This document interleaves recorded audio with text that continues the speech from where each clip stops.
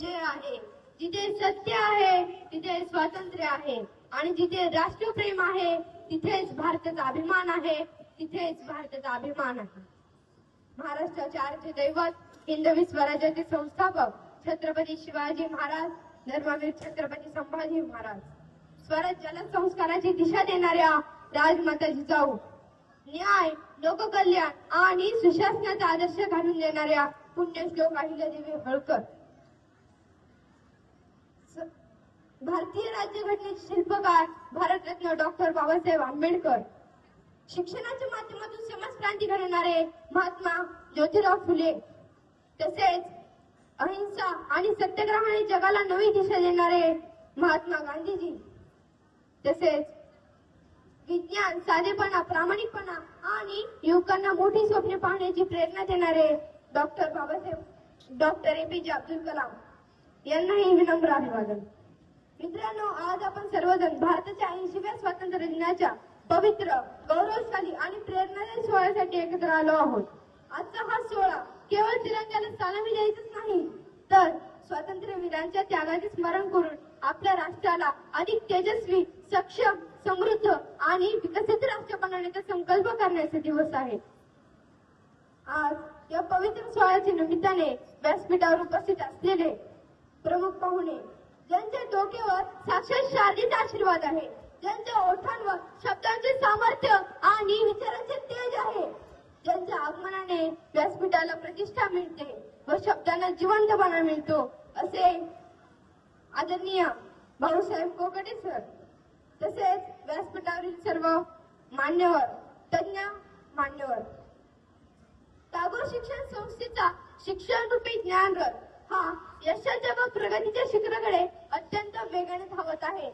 या ज्ञानरथाची 4 भक्कम, सक्षम आणि कर्तव्यदक्ष चाके म्हणजेच आदरणीय आगे सर, आदरणीय काळे सर, आदरणीय गुरु मॅडम आणि आदरणीय ढोले सर, तसेच इतर शिक्षक व इतर कर्मचारी, पालकवर्ग, ग्रामस्थ आणि माझ्या मित्रमैत्रिणींनाही माझा सप्रेम नमस्कार.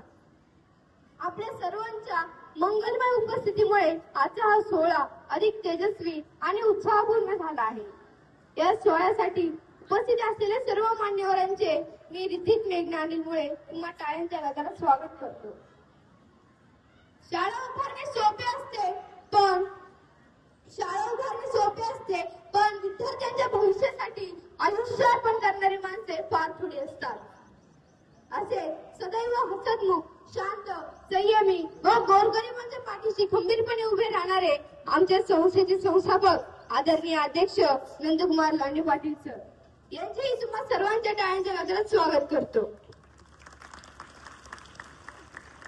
मित्रांनो, 15 ऑगस्ट 1947 हा दिवस भारतीय इतिहासातील स्वर्णक्षण ठरला. जवळपास 200 वर्षांच्या ब्रिटिश सत्तेविरुद्ध लाखो भारतीयांनी संघर्ष केला. अनेकांनी आपल्या प्राणांचे बलिदान दिले तर अनेकांनी तुरुंगवास भोगला. या महान बलिदानामुळे आज आपण स्वतंत्र भारतामध्ये मोकळा श्वास घेत आहोत. आज आपल्या हातामध्ये पुस्तक, पेन आणि तिरंगा आहे, कारण काल आपल्या वीरांच्या हातामध्ये बंदूक, तलवार आणि देशप्रेम होते. त्यांच्या त्यागाचे ऋण आपण कधीही फेडू शकत नाही.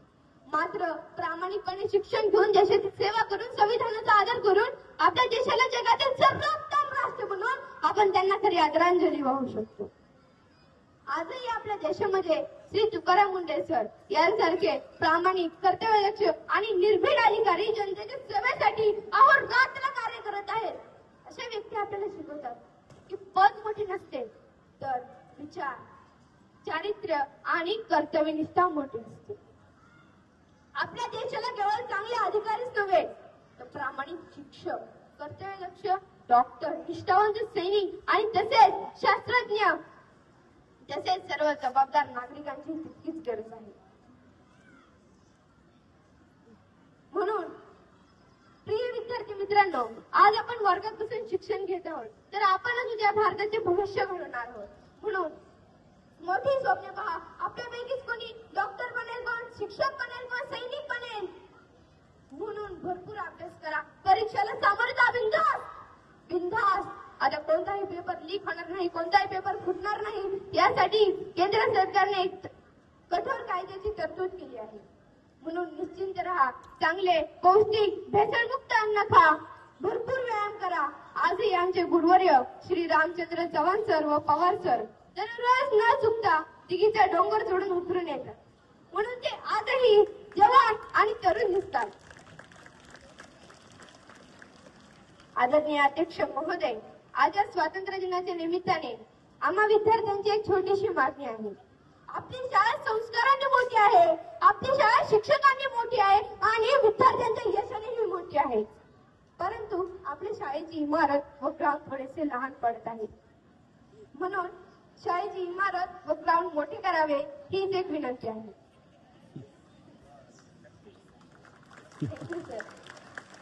कोण कोण मदत करणार बरं? आपल्या शाळेची इमारत व ग्राउंड मोठे होण्यासाठी कोण कोण मदत करणार? त्यांनी सर्वांनी हात वर करा.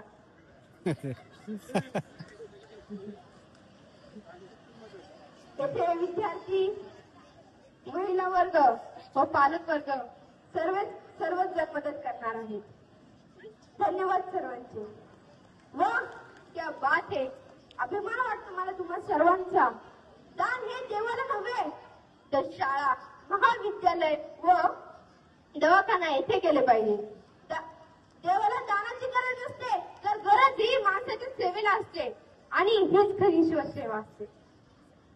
आदरणीय अध्यक्ष महोदय, तुम्ही आमच्या या छोट्याशा विनंतीचा मोठ्या मनाने विचार कराल अशी आम्हा विद्यार्थ्यांची आशा आहे. एवढे बोलून मी माझ्या वाणीला पूर्ण विराम देतो आणि थांबतो. जय हिंद, जय भारत.